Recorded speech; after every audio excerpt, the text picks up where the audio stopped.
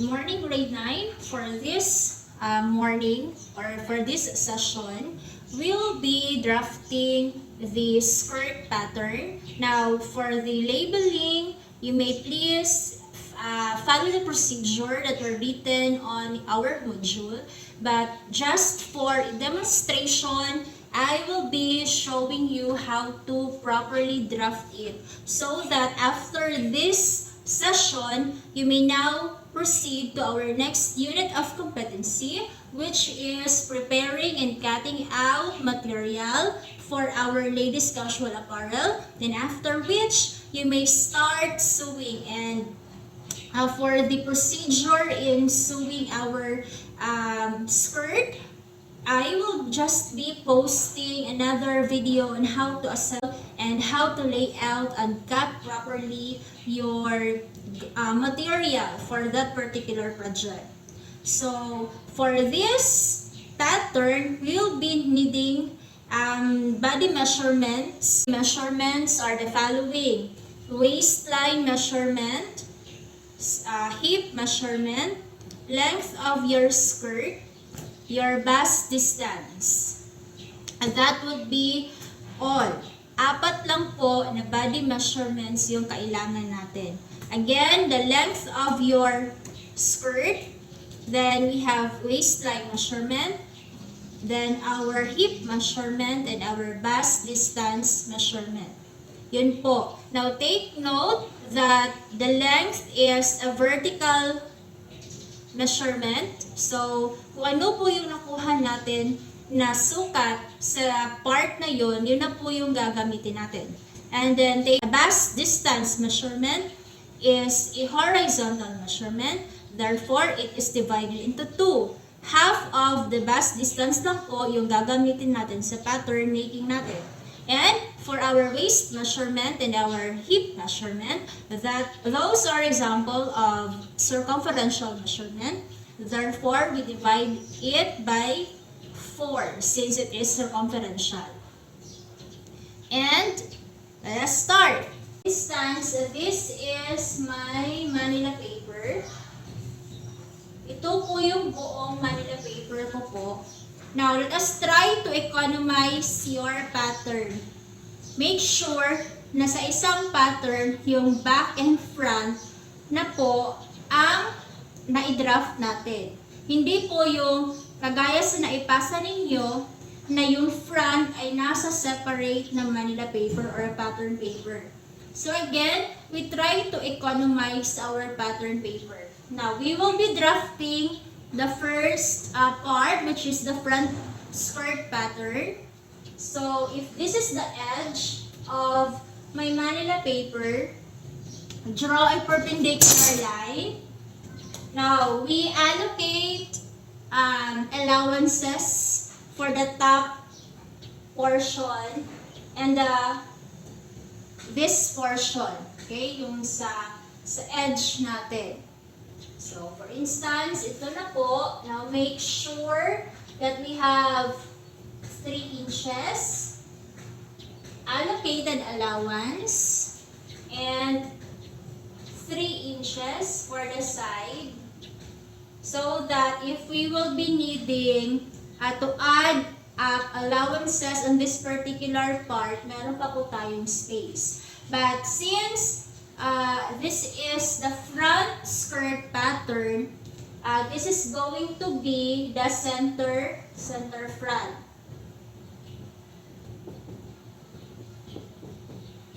That means center front, pag na-layout natin sa tela or sa fabric natin po, folded na siya. So, walang allocated na allowance for that. Yun po. So, let's continue. Now, we will be using the point of intersection as the corner of our perpendicular line. And then, mark that one as point 1. Now, for the labeling of our pattern, para po we won't be having dito ma-confused sa ato points or sa label, just follow the labeling on the procedure that were written in our module. But if in case iba po yung points and label na ginagamit ko, do not worry, it is because the labeling is the only difference. Okay? So the process and the procedure are still the same. So we go to point 1. From point 1 to point 2, we measure the length of our skirt. For instance, it is 17. So 17. The length of our skirt, mark point 2 and square the line. Again, take note na pag sinabi natin square the line, making sure that from here downward, that is still the same in length. So 17 din po dapat. Inches. Now, let's proceed. From point 1, going to point 3, we measure 5 inches. 5 inches. And mark point 3, square the line. Now, from point 1, going to the right, we measure the 1/4 of our waist measurement and mark point 4. Then, from point 4 to point 5, we measure 1 and 1/2 inches. Again, from point 4 to point 5, we measure 1 and 1/2 inches. And this is for our waistline allowance. Now, from point 3 to 6. Okay, from point 3 to 6, we measure the 1/4 of our second hip. And mark point 6. Then from point 1 going to point 7, we measure the 1/2 of our bust distance and mark point 7. Now from point 7 downward, we measure 3 inches.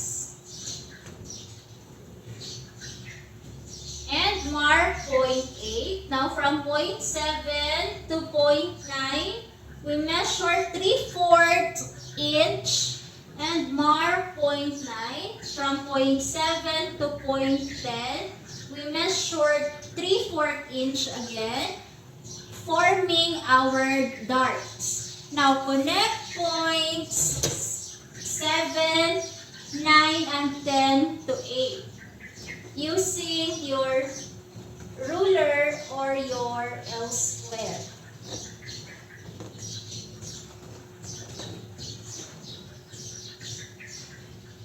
And then connect points 5 and 6 using our hip curve. So, like this. Making sure that when we connect our points 5 and 6, it is on this part of our hip curve. And then, we square down point 6. Square down point 6. And point of intersection is our point 11. Then from point 11 upward, we measure 1/2 inch and mark point 12.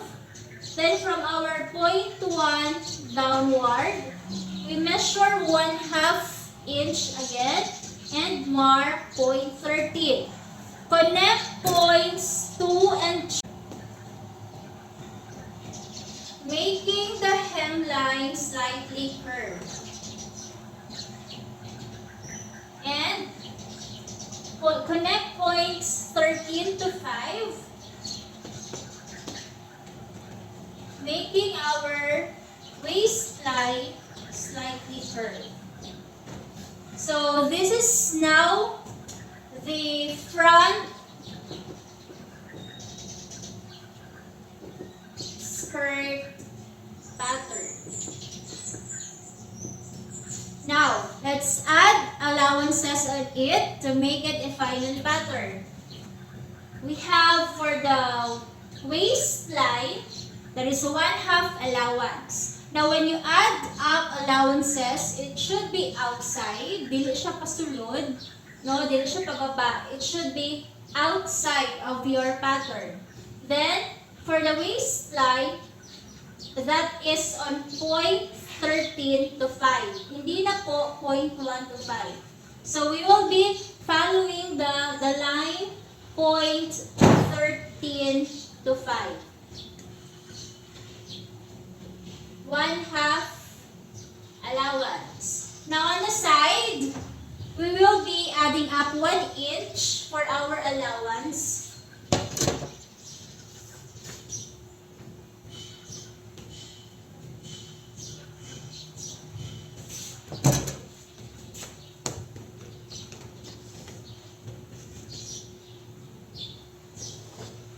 Now, for the hem, we'll be adding up 1 1/2 inches following the curved part of our hemline. So, we will be adding up allowances on points 2 to 12. So, this is gonna be the output for our front skirt pattern. Now, we are ready to draft the back part of our skirt. Now, just anticipate space. Extend our 3 inches upward allowance and draw a perpendicular line.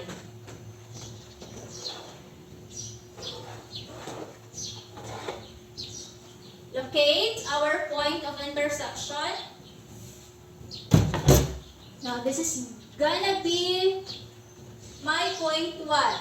Make sure that the distance between your back pattern and your front pattern should have 6 inches. So, this distance, it should be 6 inches for allocated space for the overlap slit of our skirt. So, the design specification of our skirt would be straight skirt pattern with overlap slit at the back side. Same po. Now, let's proceed. So, we have point 1 to 2, length of our skirt, and square the line. 1 to 3 is 5 inches, and mark point 3, square the line. 1 to point 4, going to the right, we measure the 1/4 of your waistline measurement and mark point 4. Then from point 4 to point 5, we add 1 1/4 inches for our waistline allowance. So as you can see, sa front 1 1/2, sa back po 1 1/4 inches. Then from point 3 going to point 6, the same. 1/4 of your second hip measurement or your hip measurement and mark point 6. From your point 1 to point 7, that is only 1/2 of your bust distance and mark point 7. Then from point 7 to point 8, since we've used 3 inches sa front, we'll be using 3 1/2 inches for the back part of our pattern. Yes. The dart at the back skirt pattern is 1/2 longer than the front skirt pattern. So, anticipating that this is the 3 1/2 inches, then mark point 8. Then from point 7 to point 9, you measure po 5/8 for our dart width. Then mark point 9. And then from point 7 going to point 10, we measure 5/8 again and mark point 10. Then connect points 9, 7, and 10 to our point 8 using our ruler or our L square. Then connect points 5 and 6 using our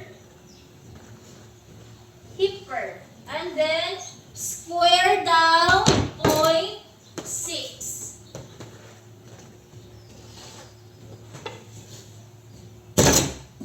Then the point of intersection is our point 11. Then we go to our point 12. That is 1/2 inch upward of point 11. Then our point 13 is 1/2 inch downward from our point 1. And that is our point 13. Connect points again 2 and 12 using our hip curve. And points 5 to 13 using again our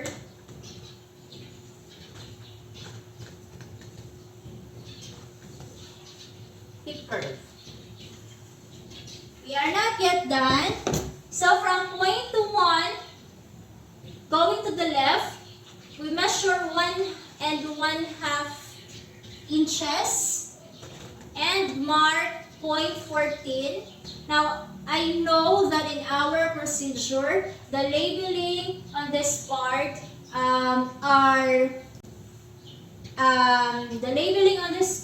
is indicated by letters. So, just follow that one para dili na ta ma-confuse kung sa ang atong gamiton.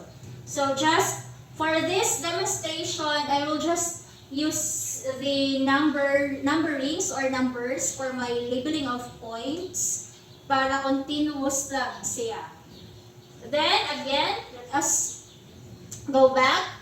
From point 1 to point 14, this is 1 and 1/2 inches. So, from point 2 outside or going to the left, that is still 1 and 1/2 inches. Then, connect points 14 and 13 using your ruler or your L square. Now, this is for our zippers allowance.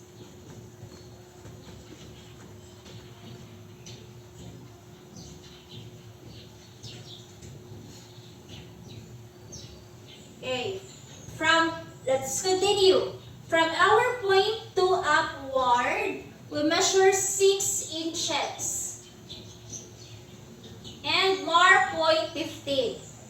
Again, from your point 2 upward, we measure 6 inches for the length of our slit. Then mark point 15. Then, from point 13, going to the left or outward, we measure again 1 and 1/2 inches. Then mark point 16.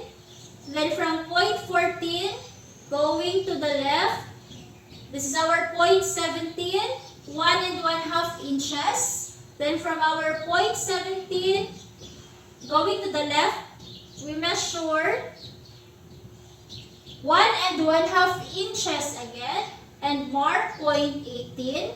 Then from our point 16, we measure 1 and 1/2 inches and mark point 19.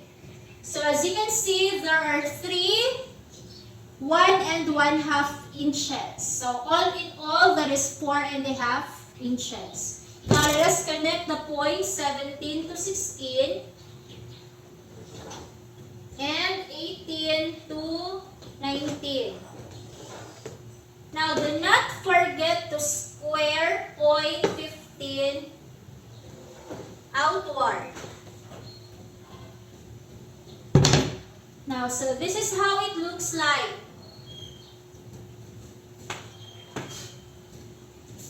Now, the skirt pattern, the final skirt pattern should look like this.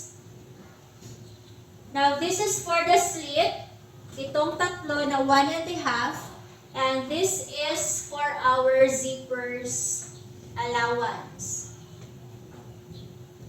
Now, let's add allowances.